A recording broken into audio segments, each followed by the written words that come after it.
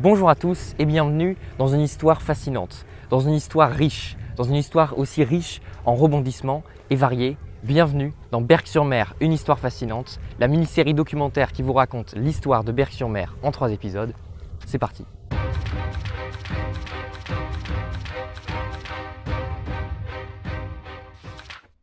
Tout d'abord, le nom de la ville a connu de nombreuses variations au cours du temps. La plus ancienne apparition de ce nom date de 1124. Puis le nom a ensuite bien évolué, Berck avec un C en 1215, Bierck en 1283, Berck avec CH à la fin en 1342. La première apparition de Berck avec CK date de 1545 avec Berck-sur-la-Mer. L'orthographe Berck sera officialisée en 1801. Concernant l'étymologie du mot Berck, 3 hypothèses sont avancées. Le mot pourrait provenir de la langue germanique, en signifiant butte ou dune, de la langue scandinave, en signifiant ruisseau, ou bien de la langue saxonne, en signifiant boulot. Après cette petite introduction, nous pouvons pleinement nous plonger dans le 19e siècle berquois. Il faut savoir qu'à l'aube du 19e siècle, Berck est un village de pêcheurs. Toute l'activité économique se fait autour de la pêche. Alors, et oui, aujourd'hui, Berck est surtout connu pour sa station balnéaire et ses nombreux hôpitaux, notamment celui qui est derrière moi. Eh bien, à l'époque, à l'aube du 19e siècle, au tout début, c'est uniquement des pêcheurs et tout se fait autour d'un port d'échouage. Mais dis donc Julien, qu'est-ce que c'est qu'un port d'échouage ? Un port d'échouage est un port où la hauteur d'eau est insuffisante à marée basse pour que les bateaux puissent continuer à flotter. Les bateaux venaient donc s'échouer à marée basse sur la plage de Berck. La marée joue donc ici le rôle de port pour Berck. Ainsi, à Berck, à marée basse, on pouvait voir des dizaines de bateaux échoués, principalement des bateaux de pêcheurs sur la plage attendant la marée haute.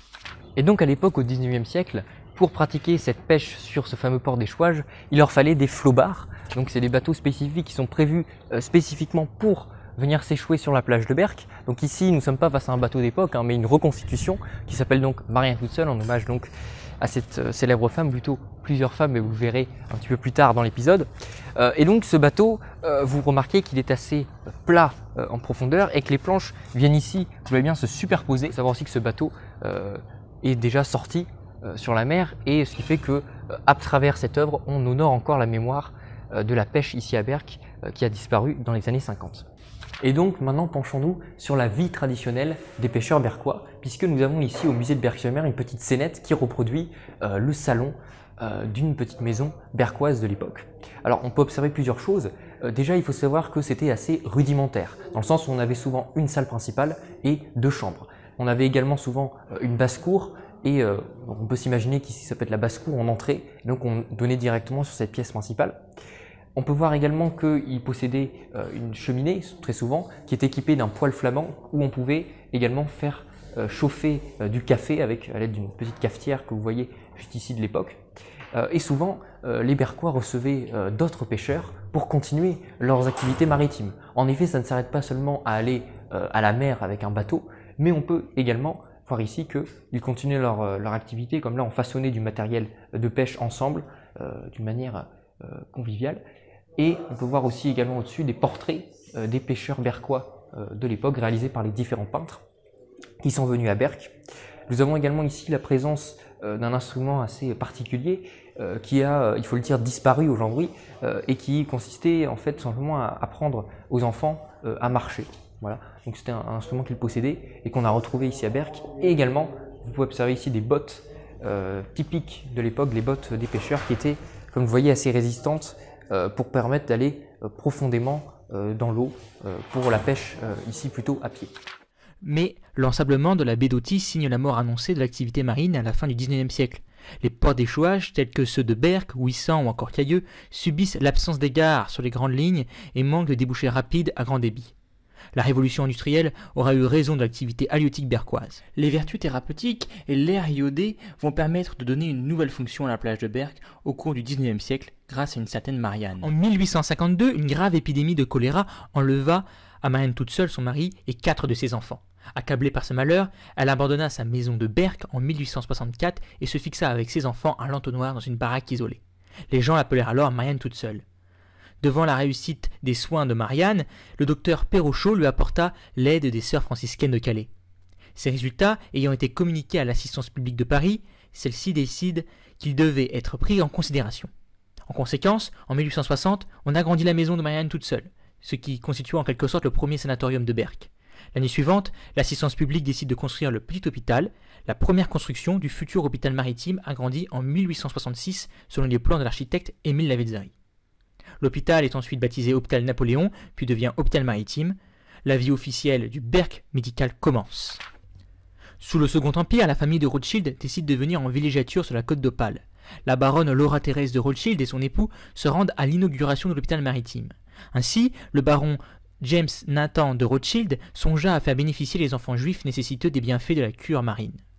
Il décida, dès le mois de janvier 1870, la fondation d'une institution analogue à celle qui venait d'être réalisée par l'administration de l'assistance publique de Paris, en bordure directe de la plage de Berck.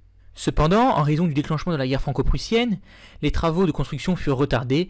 L'ouverture de l'hôpital eut lieu seulement le 24 mai 1872.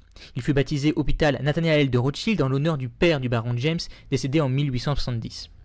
En 1931, date de la mort de la baronne Laura-Thérèse de Rothschild, sa famille vend l'établissement à la fondation franco-américaine qui le rebaptisa dès lors Hôpital Jalaguier, comme annexe de l'hôpital Pasteur.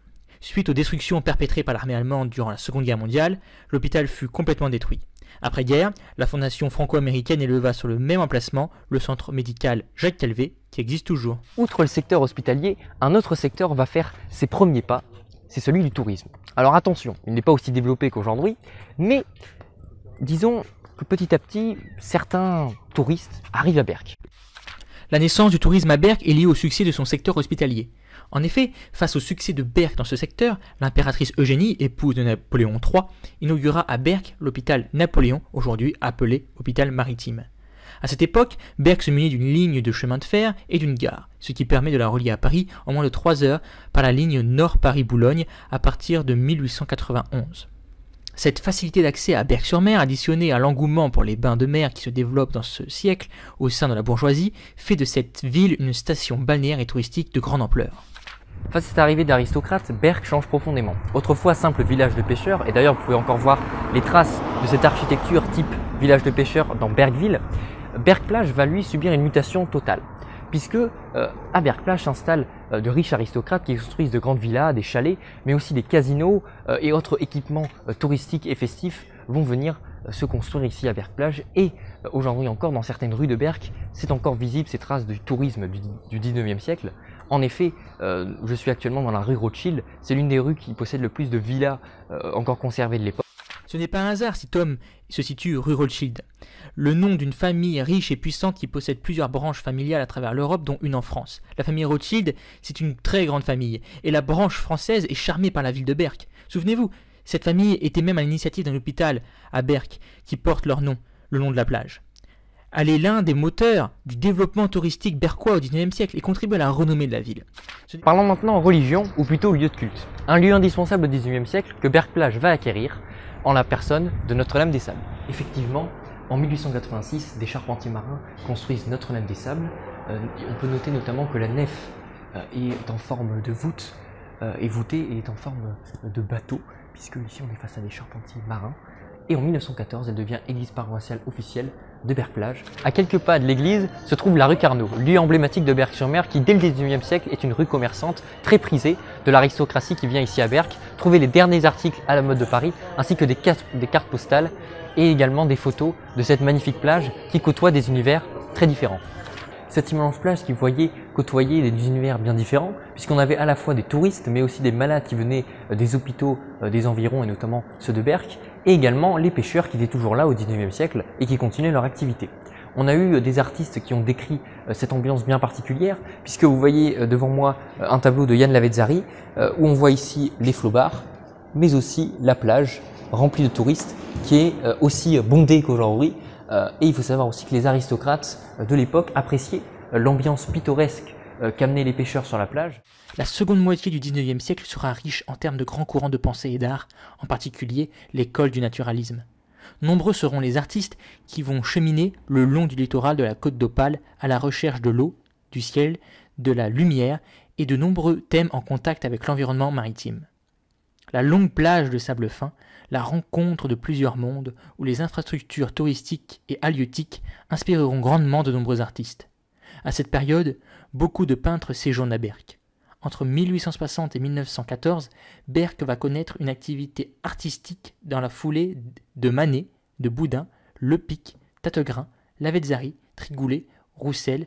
Chacun donnera le ton aux quelques 130 artistes qui viendront à Berck. Francis Tattegrin, qui doit sa passion pour la peinture en partie à la ville de Berck, où il rencontre le peintre et graveur Ludovic Napoléon Lepic, qui travaillait sur la plage de Berck en 1876.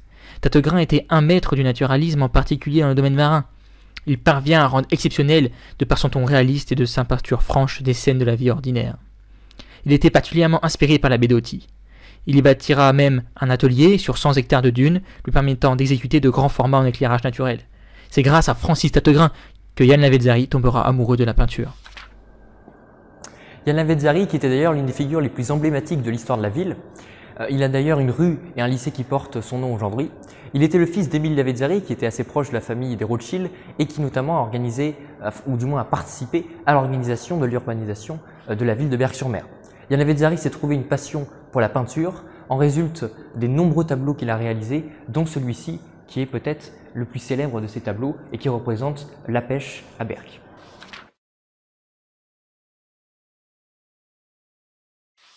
La contemplation des marins et des pêcheurs nous donne d'ailleurs l'idée d'un planeur qu'il expérimenta en 1904. Et donc on peut voir aussi que Yann Lavezzari n'était pas seulement un peintre, mais aussi un aviateur à ses heures perdues.